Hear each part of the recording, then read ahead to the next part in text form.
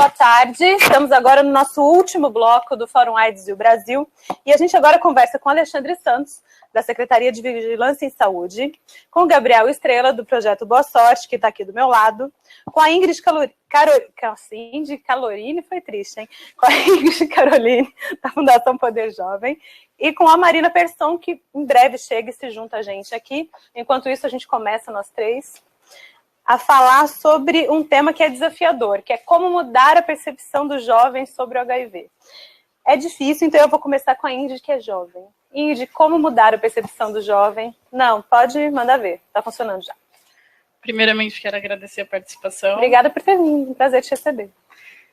E faço parte da Fundação Poder Jovem, que é a primeira fundação no Brasil, vivendo e convivendo com o HIV e AIDS entre os jovens.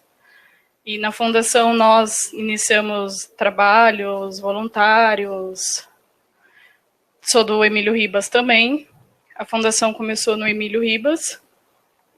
Dentro do Emílio Ribas temos trabalho voluntários, que acolhemos jovens que estão lá internados. E é totalmente gratidão. Eu, por ser jovem, ter a sorologia. E acho que, acima de tudo, é a aceitação, que é o difícil.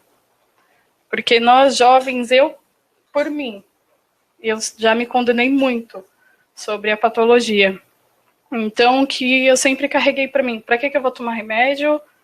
Para que eu vou me cuidar se eu vou morrer?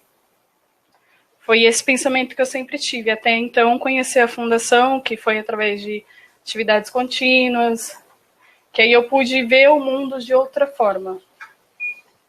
Então, eu acho que quando você se aceita, o mundo te aceita. A percepção começa aí, então, né? Começa aí. Então, eu já sofri muito preconceito, desde escola eu carreguei traumas de preconceito, já tive boletins de ocorrência, já agredi pessoas, que eu olho hoje e falo, o que eu fiz da vida? Entendeu? E isso foi antes ou depois da sorologia? Eu sou transmissão vertical. Transmissão vertical, tá. E eu comecei a me aceitar, na verdade, quando eu conheci a Fundação Poder Jovem. Porque até então eu via o mundo como uma guerra. Para mim, falar do HIV/AIDS era como se tirasse um pedaço de mim. Essa era o meu maior preconceito. E aí dentro da fundação, com atividades, eu lembro até que teve a primeira vez que eu estava lá no Emílio Ribas, que teve uma reunião, que estavam vários jovens da fundação, e aí me chamaram para participar, e sempre a presidente do projeto falava, vamos na fundação. Não, eu preferia ir para rolê, curtir com amigos, do que ir ver aquilo que era um assunto meu, na verdade. Eu não queria pegar essa informação. Então, no dia que eu participei daquela reunião, todo mundo falou um pouquinho de você. Sobre como que foi para se aceitar a transmissão vertical, como que foi a família, amigos. E aí, quando chegou em mim, eu simplesmente só chorava. Chorava. E falava, você vai falar o quê? Vou falar o quê? Tinha 2 anos que eu não me cuidava, que eu não tomava remédio, que eu estava com o mundo perdido. Foi daí, então, que eu falei assim, não, se eu posso, se eles podem, eu também posso. Teve uma viagem que a gente chegou lá e estava escrito assim, uma frase quer esquecer a dor, venha para cá. Foi daí que eu falei, o que eu estou fazendo? Vamos? Então, conhecer. E hoje é totalmente gratidão. Aonde a gente chega, a gente apresenta nosso trabalho. Na fundação tem um grupo de apoio que faz palestra em escolas, deixa a urna nas escolas por uma semana. Os jovens, na verdade, eles colocam as suas dúvidas naquela urna e através das dúvidas montamos as palestras em cima disso. E assim que a gente vive. Hoje é gratidão. Hoje eu posso falar por mim. Eu tenho orgulho por ter sido escolhida pelo divino, porque eu acho que se eu não tivesse a sorologia, eu poderia não ser nada, poderia estar num caminho errado. E hoje você está ajudando uma galera, né? E hoje a gente ajuda com total gratidão. A gente chega, a gente faz palestra, faz apresentação. Na verdade, a AIDS em si só, ela tem aquela imagem ruim da cara, que a pessoa é soro positivo, ela é magrela, ela é feia, tem esse preconceito ainda, e não. E quando chega lá na fundação, eles se surpreendem, porque nós queremos crescer, levamos conhecimentos. Na verdade, eu acho que no hospital mesmo, quando a gente acolhe os pacientes, eles acham que eles estão sendo ajudados, mas não, eles estão ajudando nós. Show de bola. Ingrid, a gente já volta a falar mais sobre isso. Eu queria agradecer a Marina Persson, que acabou de chegar. A gente já tinha anunciado a sua chegada aqui, viu, Marina? Então... Eu só sei mexer aqui a pé. Aí eu vim de carro e eu falava, gente, eu não estou conseguindo. Eu tive que ir lá Marina, para você falar no microfone, por favor. É que eu me perdi, que eu não sei andar de carro aqui na USP. Eu só sei andar a pé. Aí eu tive que largar o carro lá longe. Enfim, desculpa. Mas é um prazer te receber aqui. Muito obrigada. Marina, a gente está falando agora sobre fechando o fórum. E o assunto é delicado, porque na verdade não é delicado, mas é um desafio. Como mudar a percepção do jovem com relação à questão do HIV. A gente passou o dia hoje falando sobre a incidência, a maior incidência entre os jovens de 15 a 24 anos. E a Ingrid, ela é soropositiva, e o Gabriel tem um projeto incrível. Então eu queria também que você falasse sobre isso. Gabriel, a gente passou o dia inteiro falando disso. Você está aqui desde o primeiro bloco com a gente. Como você acha que a gente pode ajudar ao jovem perceber da importância, primeiro, do teste, de se informar melhor, de não ter medo de procurar os meios que ele tem primeiro para se prevenir, e depois para tentar saber se tem alguma coisa errada com ele ou não, e depois o tratamento, enfim.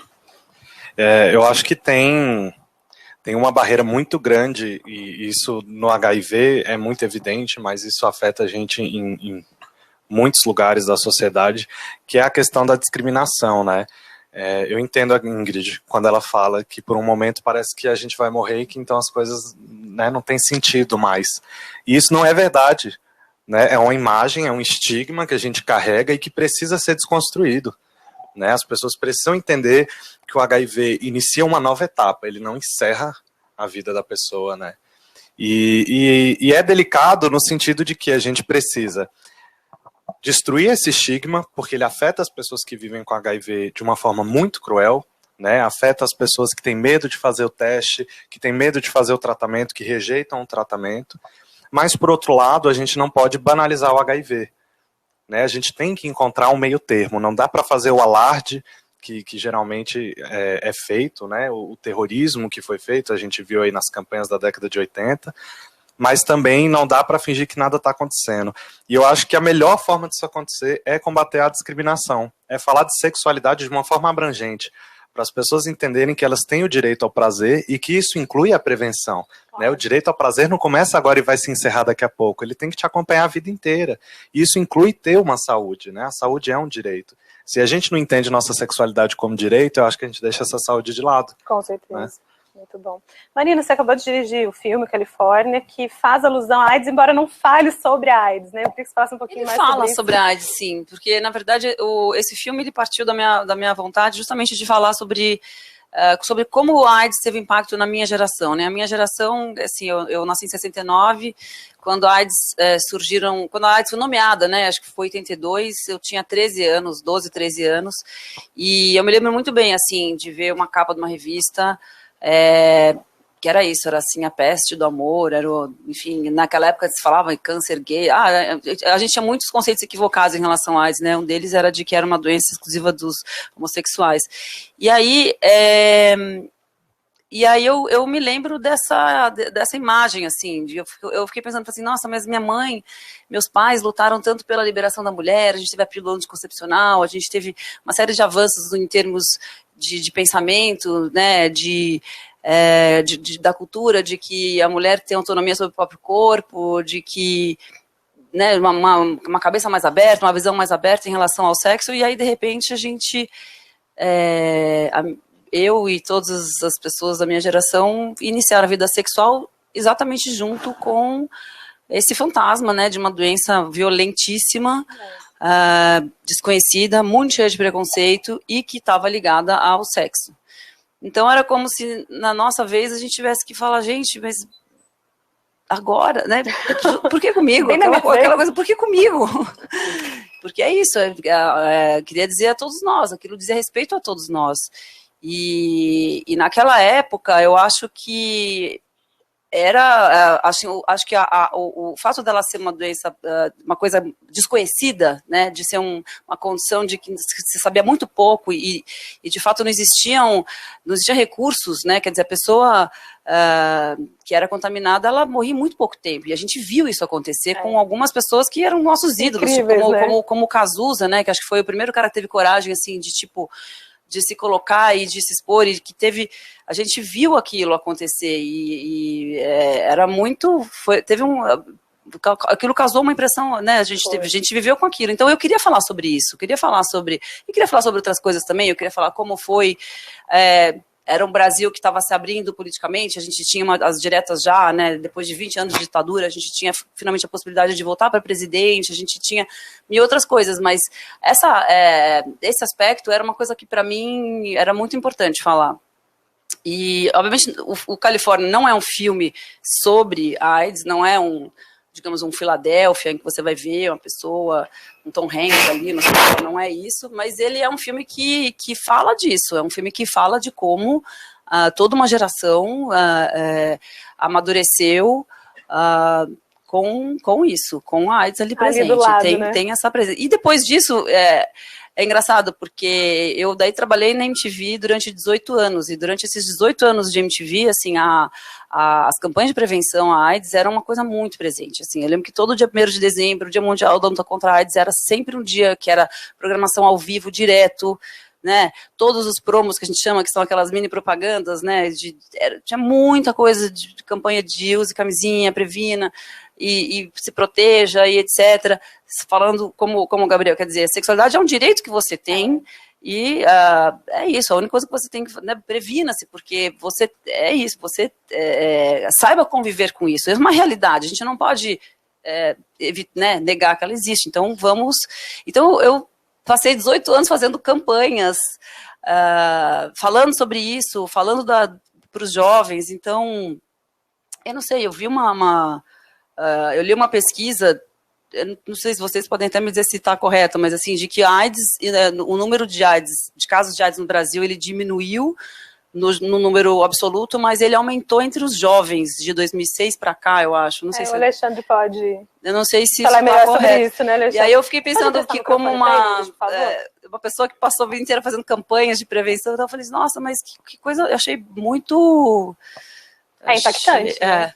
É um dado impactante. Por favor, Alexandre. Os números têm se mostrado crescentes entre as populações jovens, mas isso não é um fenômeno unicamente brasileiro.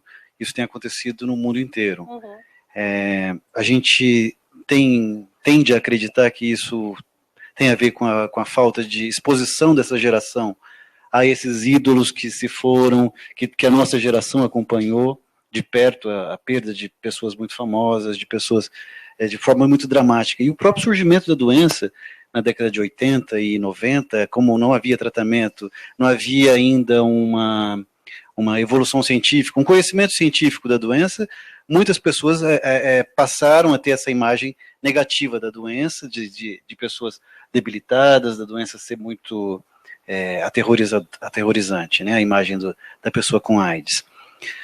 Mas vale a gente ressaltar que existe entre a vida e a morte, o nascimento e a morte, a saúde é um gradiente, que a gente está sempre nesse gradiente. Então não existe a ausência, saúde não é necessariamente a ausência de doença. Uhum. Não é a presença de um vírus que significa necessariamente a morte, porque ela pode vir de várias formas.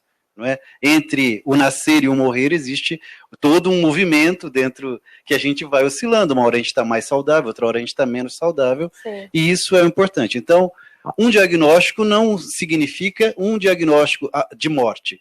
Um diagnóstico sorológico não significa morte imediatamente. Essa é uma mensagem que foi trabalhada ao longo dos anos, mas a gente tem observado um distanciamento da juventude hoje em relação a essa preocupação da nossa geração, que realmente nós iniciamos a nossa vida sexual no auge da AIDS, né? Eu também sou da década de 70, eu sou de 70, com 12 anos quando surgiram os primeiros casos, né, relatados. Então, a gente cresceu, a gente entrou na adolescência com a epidemia, a peste do amor, a peste gay, a peste... A primeira campanha que a gente mostrou hoje, que era morte. do Ministério, era não morra de amor, né?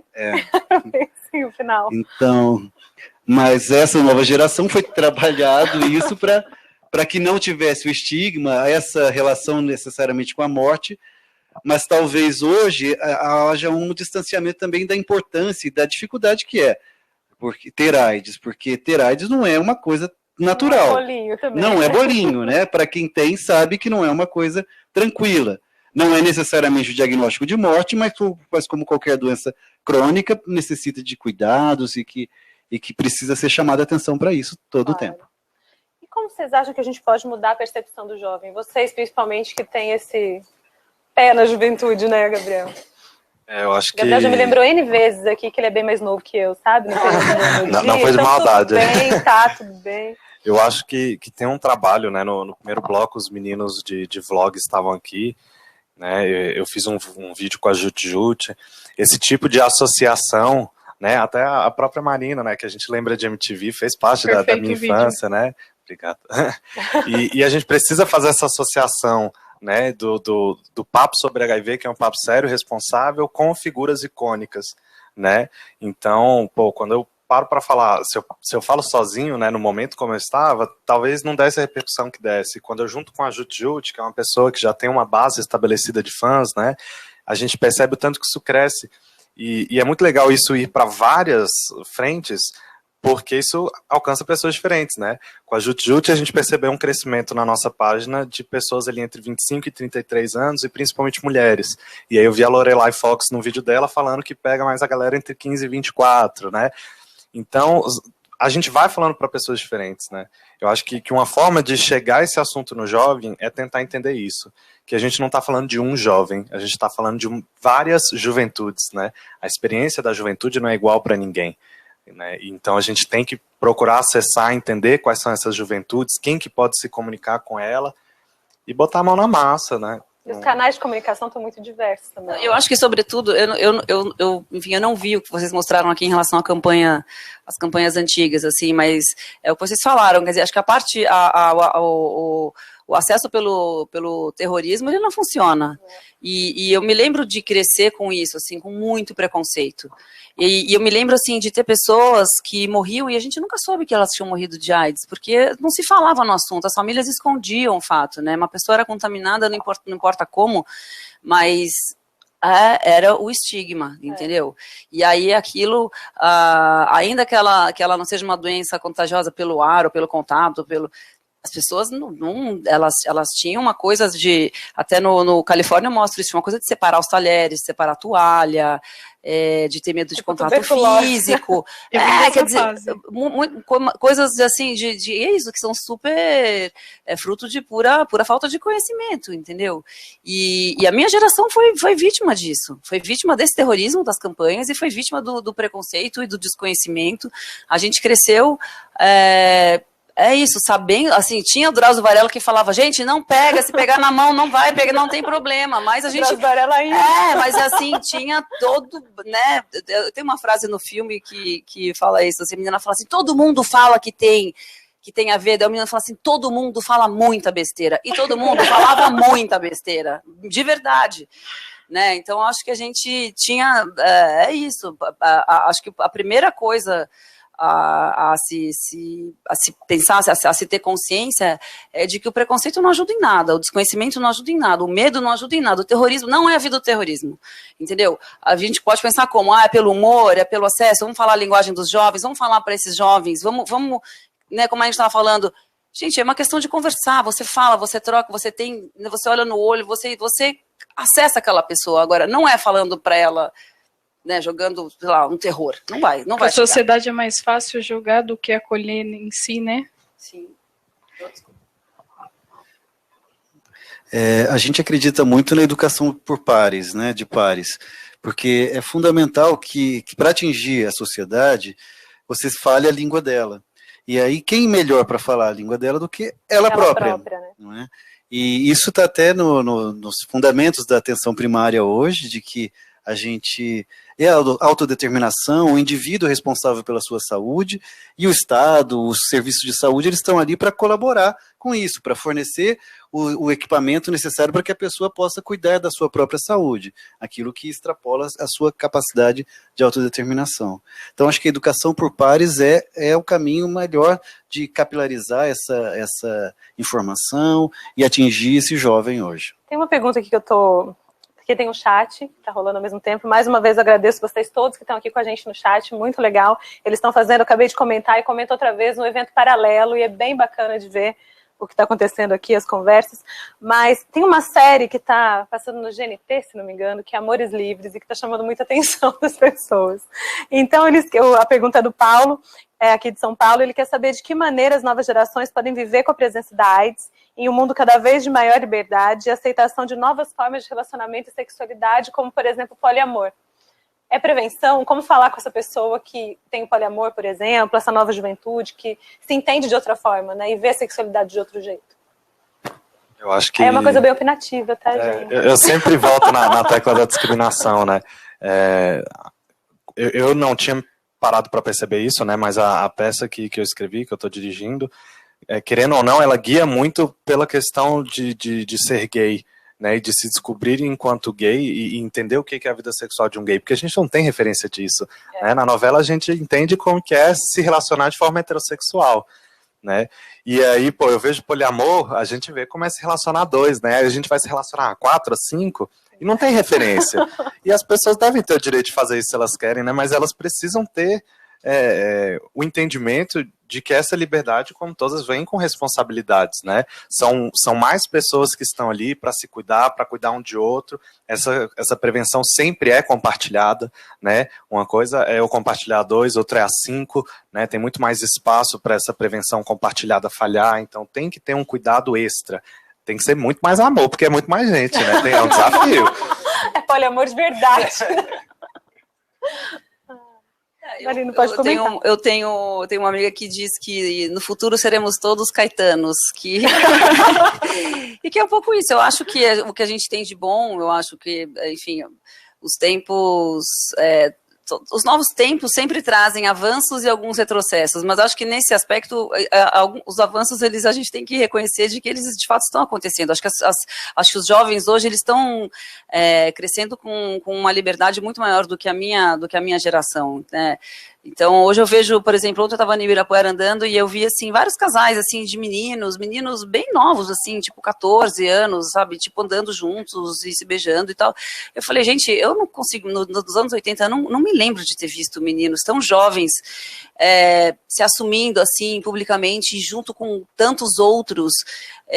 Eu achei tão lindo aquilo, eu falei, nossa, que legal que esses meninos estão podendo se expressar seu amor livremente numa praça que está cheio de gente, entendeu? Um lugar público, assim, totalmente... eu achei, sabe, eu falei, poxa, isso é uma coisa que é muito interessante de ver. Eu acho que é uma coisa... acho que, de fato, é um avanço dos nossos tempos, apesar de que eu achar de que muitas outras coisas a gente está andando para trás, assim, enfim. Várias. Mas eu acho que a gente tem que reconhecer, mas como o Gabriel falou, entendeu? Eu acho que toda liberdade, ela vem acompanhada de uma responsabilidade, e quanto mais amor, mais prevenção compartilhada. Gente, como eu gosto de acho que não é? Muito sábio isso, sabe? Eu acho que tem que... Isso aí, essa frase aí tem que se espalhar, tem que virar algum hashtag, não sei, tem que inventar alguma coisa assim que pegue. Mais forte que a AIDS, né? Homem-Aranha, show de bola. Alexandre, eu só queria te fazer uma pergunta, que a Maíra aqui de São Paulo também que está perguntando. Vocês acham que a meta, eu acho que todo mundo pode responder, mas talvez você responda com dados técnicos, que a meta de 90-90 da ONU é alcançável até 2020, que é ter 90% das pessoas com HIV diagnosticadas e dessas 90% seguindo o tratamento. E entre as tratadas, 90% com carga viral indetectável. Você acha que é possível que isso aconteça até 2020? No Brasil, a gente está próximo de conseguir essa meta, porque a gente já está com 80 e poucos por cento de pessoas diagnosticadas, a gente já está com 60 e poucos por cento desse total em tratamento. Então a gente, assim, no Brasil essa meta já está mais fácil de ser alcançada. Uhum. Existe um esforço mundial para que isso seja atingido globalmente. Agora, assim, no Brasil a gente tem muita esperança de que isso rapidamente será alcançado. Essa nova estratégia de testar e tratar, ela tem colocado muito mais gente, já tem dado alguns resultados. A gente ainda não tem os dados esse ano, porque esse dado vai aparecer numa semana epidemiológica ainda por vir, né, mais precisamente, mas a gente já tem observado que tem aumentado o número de pessoas em tratamento, isso é progressivo, e a gente tem toda a esperança de conseguir isso sim, até o 2020. Bacana. Sem contar que não é muito difícil ficar indetectável, é simplesmente você tomar remédio. Você tomar remédio direitinho. Todos os dias. Eu, quando comecei a tomar remédio, eu era uma criança, eu tomava 12 remédios de manhã e 12 à noite. Olha o avanço que teve, hoje eu tomo 1. Olha só. Os efeitos colaterais, claro que existe, é muito ruim, sim. Às vezes você quer ir na casa de um amigo, você não pode, porque você tem que tomar remédio. Aí você assumiu o compromisso com você. E é muito fácil você ficar indetectável, é só você se cuidar. Porque você se cuidando, você está cuidando de outras pessoas que você está se relacionando também. Mais uma vez aqui apareceu uma pergunta a respeito da roleta russa. Eu acho que gostaria de você comentar isso. Eu achei legal que surgiu, porque tem até que corrigir o nome. Ela ganhou uma particularidade, essa roleta é eslovena. Ah, eslovena? Li um dia e esse nome ficou para sempre. Eu sempre faço analogia com a cozinha da nossa casa, né? Todo mundo tem cozinha em casa, e cozinha é cheia de faca, martelo de carne, e tudo isso são coisas que podem ser usadas para ferir alguém, né? E o HIV, de repente, se torna uma dessas coisas que pode ser usada para ferir alguém. É uma porcaria que as pessoas façam isso. É absurdo. Eu diria que é inconcebível, exceto pelo fato de que está acontecendo, né? Mas as pessoas precisam... Ninguém acreditaria, né?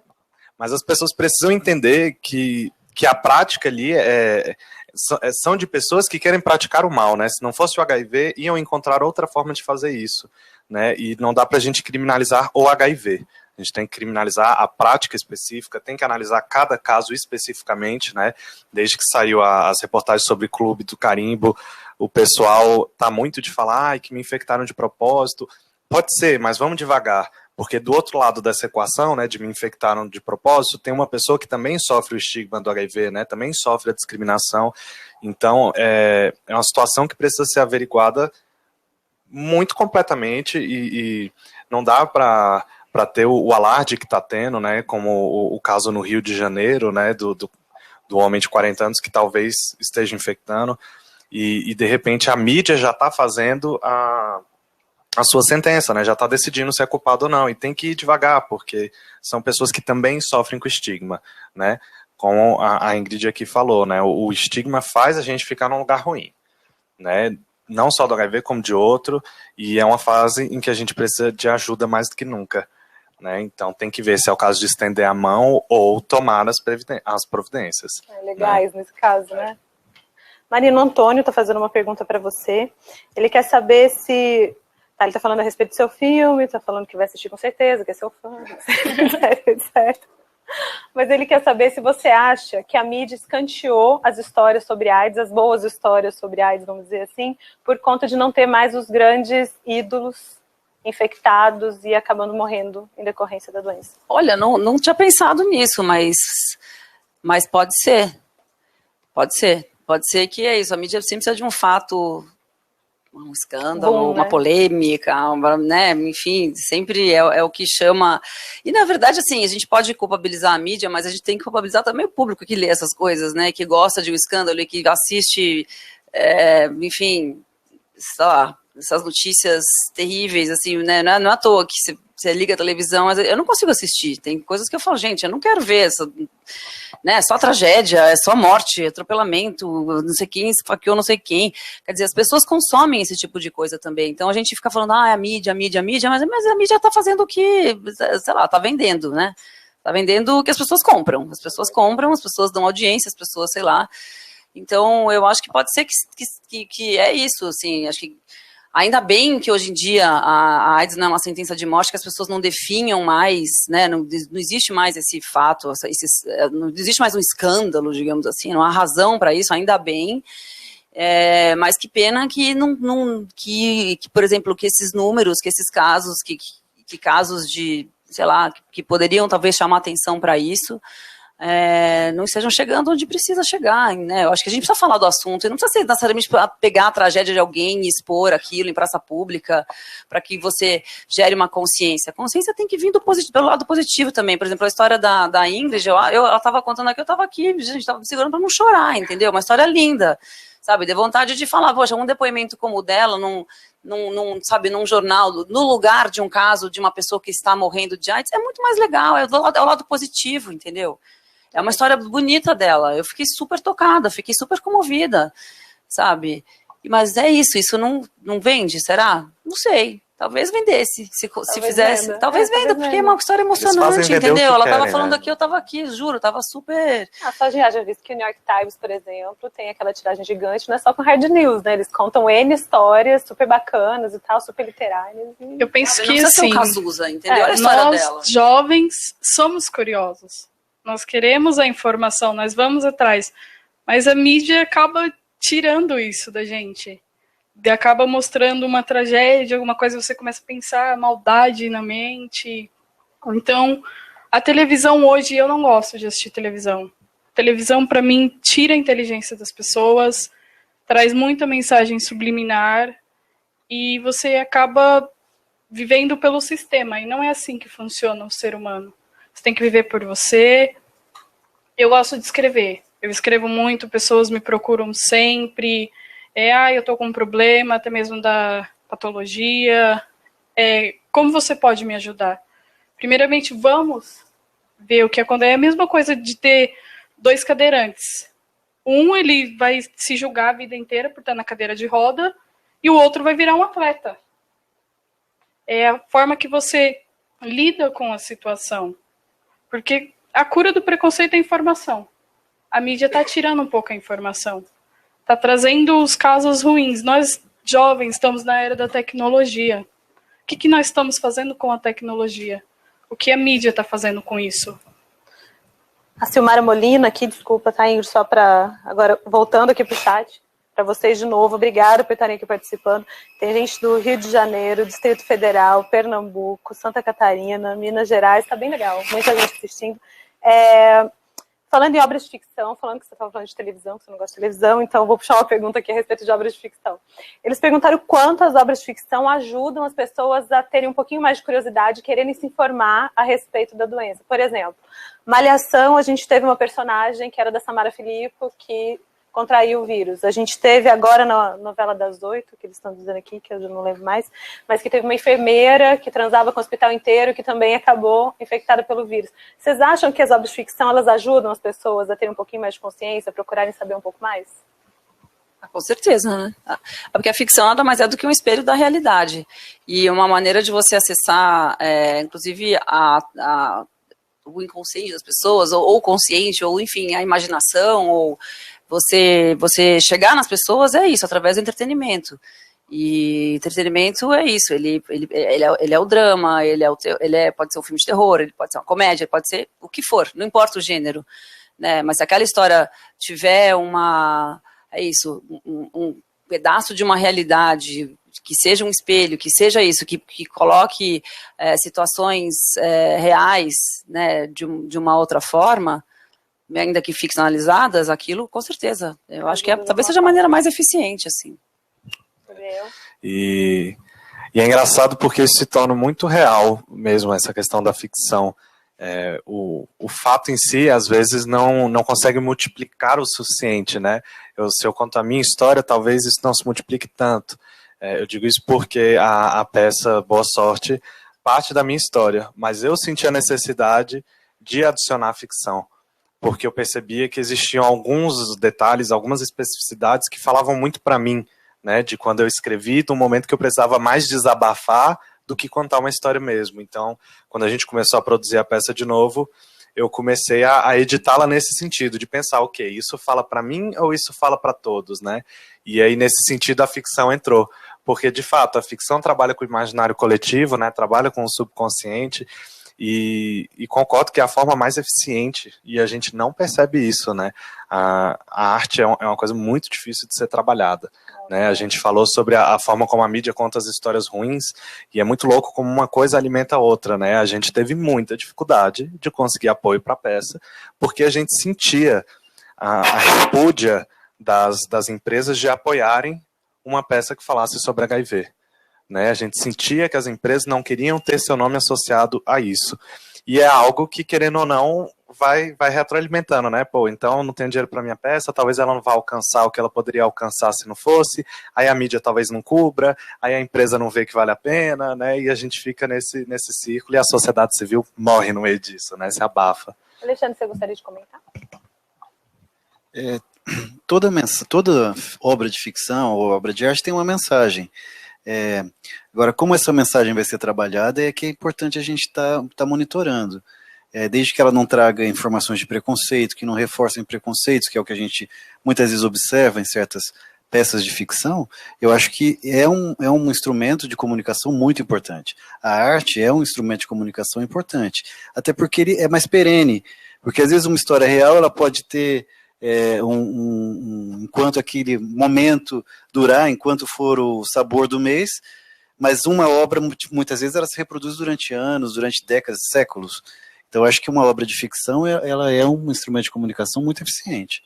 Uma outra pergunta aqui, que eu acho que você pode também já continuar a comentar, é se esse aumento do número de infecção por jovens é visto como um retrocesso de saúde pública. E se isso não vai depois gerar um monte de, que eu estou dizendo aqui, só estou resumindo, mas vários depois adultos e senhores infectados. No início da epidemia também eram jovens, adultos um pouco mais velhos, mas também era uma população bastante jovem. A AIDS, ela hoje é vista como uma doença crônica. Essas pessoas, elas vão receber tratamento e assim vão viver, e a gente espera que assim seja por muitos anos. Há estudos, até foram apresentados no Canadá, de que a sobrevida de algumas pessoas com HIV, de pessoas vivendo com HIV, em alguns países, desde que recebendo o tratamento, ela é maior do que as pessoas sem o HIV, hoje. E recebem uma atenção do serviço de saúde, elas têm uma atenção voltada a ela. Então, a epidemia ela é complexa, não dá para dizer que isso é um retrocesso do ponto de vista da saúde pública. Ela é um fenômeno, ela é como, entendendo a complexidade, que ela tem várias entradas, ela se realimenta. O vírus também, ele tenta sobreviver, então ele acha os seus nichos de desenvolvimento. Uma epidemia, ela tende a sofrer variações ao longo do tempo, como formas de vírus diferentes, cepas virais diferentes, que foi discutido aqui, ou então nichos onde ele vai se desenvolver mais ou menos. É uma epidemia complexa, como toda epidemia, e ela merece atenção conforme ela vai se transformando. Assim, retrocesso? Não, essas pessoas merecem e elas devem ser tratadas, e ainda bem que estão sendo tratadas, e a gente espera que sejam adultos e idosos vivendo com HIV. Na verdade, eu acho que a gente pode ser bem otimista de dizer que a cura vai chegar antes que a nossa velhice, né? A gente está vendo aí muitos avanços, eu acho difícil que eu vá ser um velhinho com HIV, assim. Muito bom. Tem um problema em ser otimista, assim, né? né? É a nossa mente, né? Porque se você tá com a mente em dia, você até ajuda na imunidade, você acaba não ficando doente por doenças oportunistas. A AIDS não mata. O que mata são as doenças oportunistas. Muito bom. Gente, a gente, infelizmente, está chegando no final do fórum e eu quero aproveitar para dar o espaço para vocês falarem. Então, Marina, a respeito do filme, tem algum contato, quer falar sobre, enfim? Eu tinha pedido para a gente mostrar o trailer do filme, será que dá? Tem 2 minutinhos. Tem o trailer aí para a gente mostrar? Mostrou depois? Não dá? Vai mostrar depois que fechar, tá. Ah, tá bom. Então, mas então deixa eu falar. Então, vou fazer propaganda. Califórnia é um filme que se passa em São Paulo, nos anos 80, fala sobre adolescentes em São Paulo, nos anos 80. E é isso, é a história de uma menina que o grande sonho dela é viajar para a Califórnia para visitar o tio. Ela troca a festa de 15 anos dela por essa viagem. Nos anos 80, fazer uma viagem era isso. Assim, você tinha que planejar muito antes, era muito mais difícil e tal. E aí ela troca. Quando ela faz 17 anos, ela finalmente está prestes a viajar. E aí, quando ela vai, logo antes dela viajar, o tio dela, que é o grande ídolo, tal, ele volta dos Estados Unidos e doente. E aí não vou contar o resto. Aí Você não tem que assistir vê, né? dia 3 de dezembro no cinema. Ficar de fora. Obrigada, Maria. Alexandre? Acho que o recado fica para o investimento. Parece que está. Bom, mas o recado fica para esse nosso investimento no treinamento e educação por pares. A gente tem um programa agora de formação de lideranças jovens. A gente teve, como o Fábio tinha mencionado, a gente teve um número de inscrição muito maior do que a nossa capacidade inicial. Então a gente agora vai abrir uma terceira turma e logo a gente vai disponibilizar isso na forma de educação à distância. Então pela internet, que aí vai atingir um número maior de pessoas. Aí a gente convida todos a participar dessa formação e dar mais capilaridade e formar mais lideranças como a Ingrid para poder trazer essa informação na linguagem do jovem para o jovem. Obrigada, Alexandre. Ingrid? Quero agradecer a participação. Obrigada você por ter vindo. Que é totalmente uma experiência, uma gratidão. E eu quero convidar todos para curtir a nossa página no Facebook, que é a Fundação Poder Jovem. Lá vão achar não só eu, como todo mundo do projeto, vão achar o nosso projeto, vai ter aula de yoga, o Kung Fu, o teatro do oprimido, que é o teatro da expressão social que nós levamos. E fazemos a sociedade em si se colocar no lugar do outro e defender aquela causa. E a minha mensagem que fica para os jovens é se cuidar. Um dia eu fui acolhida, hoje eu posso acolher. Eu tenho certeza que muitos jovens um dia vai ter essa percepção de vida. Show de bola, muito obrigada, viu? Gratidão. Prazer. Queria convidar mais uma vez as pessoas para curtirem a página facebook.com/Projeto Boa Sorte. A gente tem várias informações lá a respeito do tema. E para o pessoal, vi que tem gente do DF aí, né? Para quem é do DF, a peça Boa Sorte, o musical, estreia dia 2 em Brasília, vai ficar em cartaz até dia 6, é curtinho, mas dá para pegar bastante gente aí assistindo. E quem se sentir tocado, né? Foi uma tarde inteira falando sobre HIV e quiser ajudar a gente está com uma campanha de crowdfunding para juntar dinheiro para a peça. A gente não conseguiu absolutamente nenhum apoio de empresas. Foi uma coisa assustadora, assim. Então, quem quiser, é quicante.com.br/campanhas/Boa Sorte Musical, ao invés de espaço, coloca hífen. Acho que pode até fazer um pacto, quem for assistir Califórnia e pagar meia, da outra. Mas toda ajuda é bem-vinda e, em retorno, a gente está distribuindo um merchan de uma campanha que a gente está lançando essa semana, que é a hashtag Eu Falo Sobre, que é justamente ressaltando a importância, né, de se falar sobre HIV. É a partir desse tipo de discussão que a prevenção acontece, que o cuidado acontece, que o tratamento acontece, né? Então, agradecer por a gente estar falando sobre aqui. Obrigada, viu, Gabriel? Obrigada a todos vocês. Essa foi a terceira edição do Fórum AIDS do Brasil, promovida pela revista e portal Imprensa, com o apoio da campanha Partiu Teste. Agradecemos o apoio da UNAIDS e do Instituto de Estudos Avançados da Universidade de São Paulo. Muito obrigada a todos. Vocês podem conferir na íntegra tudo o que aconteceu aqui pelo site www.portalimprensa.com.br, e se você não acompanhou tudo na íntegra, vai estar tudo lá disponível, todos os vídeos, as discussões, só o chat, que o chat está tão bom, gente. Continuem conversando aí, dá para conversar, muito legal. Obrigada, muito, muito mesmo vocês por participar. Obrigada a todo mundo que ficou aqui com a gente a tarde toda e esperamos nos encontrar em próximas discussões, em próximos debates. Até mais, tchau. Agora é hora da selfie massa. Não, tem selfie. O trailer.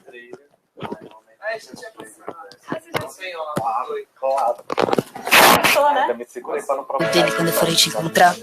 É a segunda vez já que Você perguntou aos meninos. Tem um vagal do terceiro. Ele é mais velho. Ai, tio, eu tô ferrado. Teca, você tem que dar o gelo nesse garoto. Pra dar um gelo nele, tem que pelo menos falar comigo, né? Esse menino vai agachar de joelho no seu pé, mas isso eu te prometo. E aí, Teca?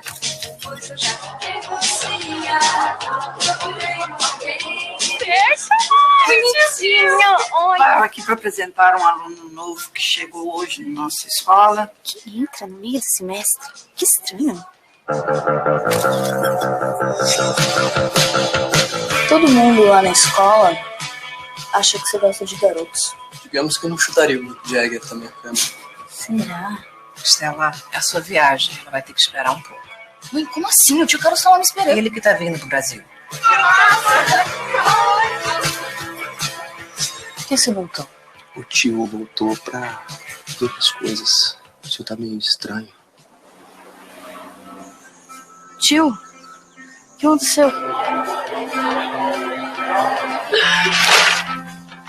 A gente não tem estrutura aqui em casa. Eu não tenho a mínima condição de falar sobre isso agora. Sua vida é bem mais divertida que a minha, né? Ah, Estela, todo mundo tem problemas. É que a gente só repara nos nossos, sweetheart. Gato!